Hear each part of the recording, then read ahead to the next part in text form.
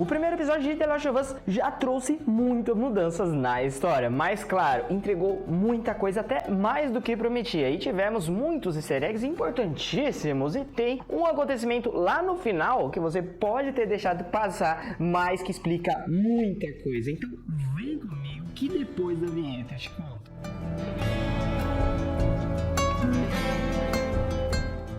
The Last of Us estreia com uma avaliação espetacular, melhor impossível, e já ganha o título de melhor adaptação de games já feita. Já é a segunda maior estreia da HBO desde 2010, com 5 milhões de espectadores só nos Estados Unidos, ficando atrás apenas de House of the Dragon, com 9,9 milhões. Mas vamos dar uma resumida nesse episódio, falar das referências, easter eggs, tudo que você deixou passar e comenta aí o que você achou desse episódio piloto. E claro, já te peço que, por favor, deixa o like, vai me ajudar demais, galera. Ainda eu aqui, nós que somos um canal pequeno, estamos começando agora, há pouco tempo, com certeza seu like faz total diferença. É claro que eu me dedico demais nos vídeos aqui por você, é só por você. Seu like move esse canal, então eu tenho certeza que eu posso contar com a sua ajuda. Muito obrigado e vamos lá, a abertura. A abertura lembra muito Game of Thrones,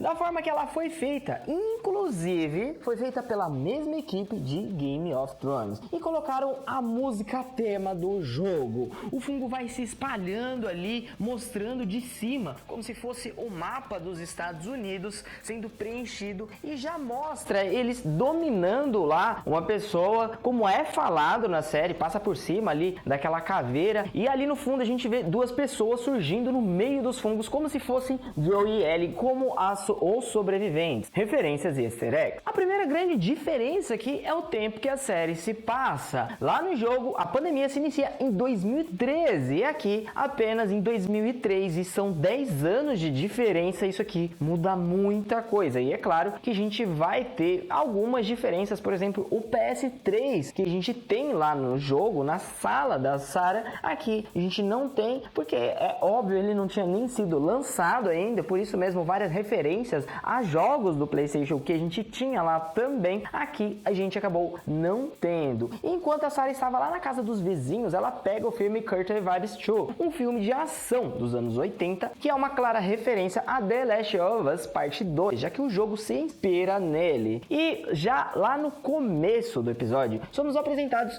ao passado de Joel, onde ele vive lá com a sua filhinha, a Sarah, uma vida mais tranquila. E aqui, diferente lá do jogo, a gente tem um desenvolvimento bem melhor dela, mesmo que bem curto. A gente aqui conhece melhor a personagem Sarah, mostrando um pouco do relacionamento dela com o pai, até com os vizinhos, o que deixa a morte dela bem mais triste. A série fez uma camiseta para Sarah com a mesma estampa lá dos games, que é de uma banda fictícia. No quarto dá pra ver que eles tomaram todo o cuidado de colocar cada coisa no seu lugar. As estrelas, os ursinhos, só que aí entra um detalhe bem importante, né? Os caras tomaram todo o cuidado de colocar as coisinhas que poderiam até passar despercebido, mas uma girafa gigantesca que se destacava e teria ligação com alguns acontecimentos futuros não foi colocada. Claro que eles não iriam deixar passar isso aqui, porque sim, se você não sabe, tem um pessoal que cuida só disso. Eles observam todos os detalhes lá dos games para trazer para cá, e o cara não deixaria passar uma girafa, né? E ao invés disso, temos uma preguiça. E quando ela pega o dinheiro lá para arrumar o relógio que ela vai dar de presente de aniversário do pai dela, ela acaba também pegando uma faca que tem um desenho de 3 cavalos desenhado lá. Não sei se tem alguma ligação, mas na estante também tem um urso. E no quarto do Joel a gente também viu um quadro de um cavalo e o outro também de um urso. No jogo não tem nada disso. Será que ela estava prevendo o que iria acontecer, por isso pegou a faca, ou deve ter ligação com os episódios que estão por vir? Eu aposto na segunda opção. Ainda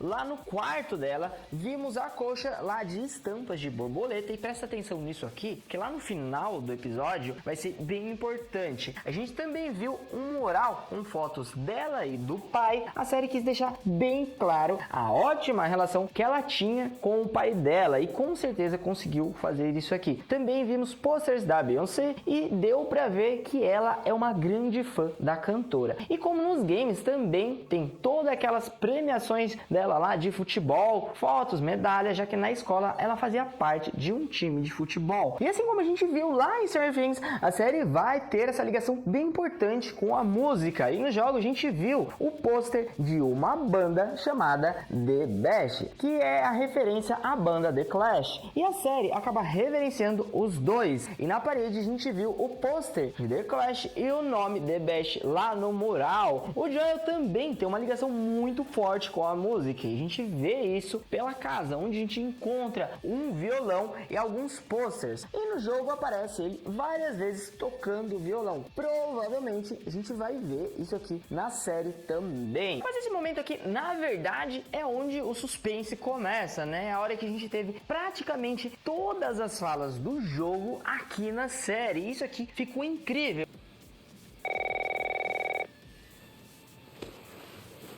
Lá dentro do carro, tendo a câmera em primeira pessoa com a visão da Sarah. E depois a gente até acabou vendo a casa pegando fogo que eles colocaram aqui. Eu só não entendi o porquê eles acabaram colocando a fazenda do Louis e ao invés da casa do Jimmy, que foi o primeiro infectado lá do jogo que acabou morrendo. E assim como eu ficou esperando lá o carro sair do cruzamento e bater de frente com eles, assim como foi no jogo também, isso aqui não acontece. Ao invés do carro, é um avião que cai, explode e o destroço acaba acertando o carro deles. Após essa parte é a parte que a Sarah leva um tiro e morre. E tudo foi feito nos mínimos detalhes. É impressionante o cuidado que eles tiveram com os fãs. E a morte dela nos games foi triste, mas aqui você sentia isso porque ela era aquela menininha carinhosa, carismática, simpática, que fazia tudo pra agradar o pai. E mano, foi pesado, foi pesado.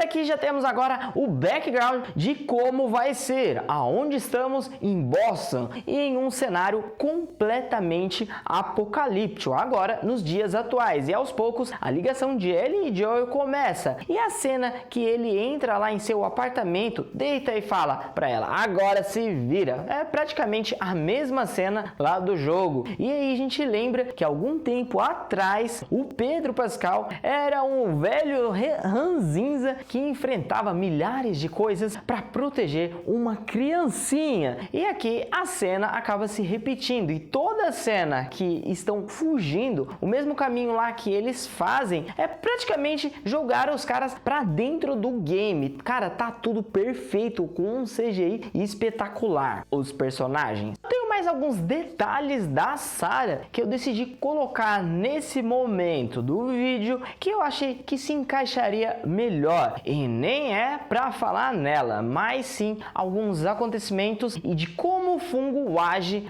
porque da forma que aconteceu, parece até que foi tudo de uma hora para outra. Ele começou lá e pum, daqui a pouco tinha um monte de fungo. Na verdade, não, porque a primeira pessoa infectada nós conhecemos, e é a velhinha lá da cadeira de roda que aparece lá no comecinho, a menos provável, tanto que quando a Sarah vai à residência deles à noite, ela acabou de atacar o cara lá e vai para cima da esposa dele. Mas quando a Sarah esteve lá à tarde escolhendo alguns filmes na estante, é mostrado que atrás dela lá, desfocado, a gente viu a velhinha fazendo uns movimentos bem estranhos com a cabeça. Então ali, provavelmente, ela já estava infectada.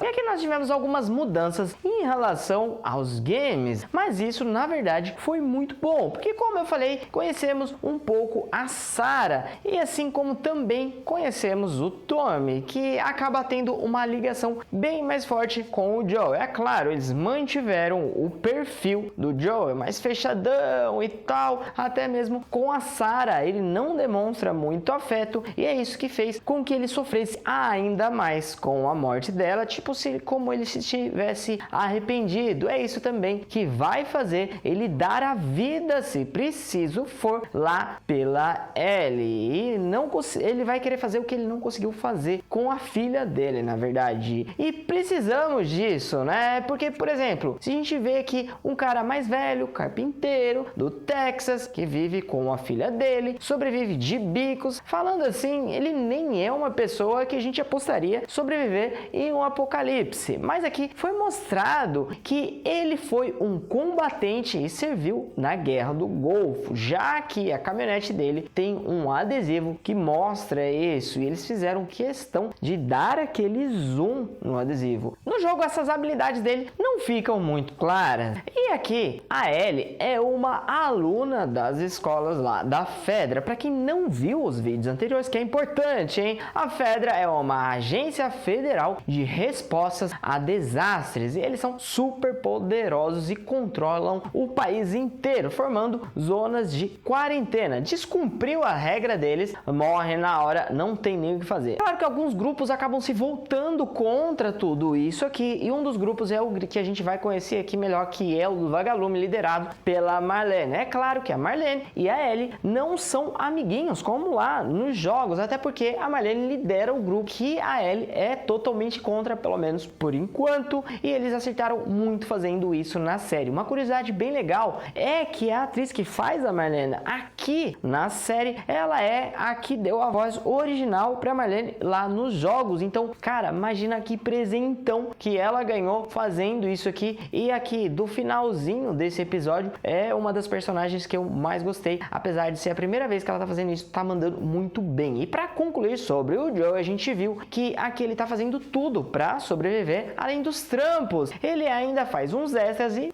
vende lá, né, os seus remedinhos. É tipo um Julius do Apocalipse. E os infectados são criaturas tipo de The Walking Dead, só que bem mais desenvolvidas. E o legal é que a série já toma todo o cuidado de explicar isso aqui lá no comecinho do episódio, em alguns segundos, com aquela entrevista com o infectologista. E galera, o fungo, ele é real, inclusive eu vou fazer um vídeo somente sobre ele porque é muito interessante. E diferente do que a galera tá falando por aí, os infectados, eles não estão mortos como em The Walking Dead, tipo mortos-vivos lá, não, nada a ver. O fungo se apossa do corpo da pessoa, mas ele ainda sobrevive, como explicado no início da série. Inclusive, podem sim ser mortos, tipo, morreu e já era. E aqui, os infectados que a gente viu no comecinho são os corredores. Eles acabam perdendo sua consciência, mas vários outros sentidos são mantidos. E após 2 semanas, ele passa de corredor para o próximo estágio, que é o de espreitador. E depois disso, estalador, que é aquele bichão gigante. E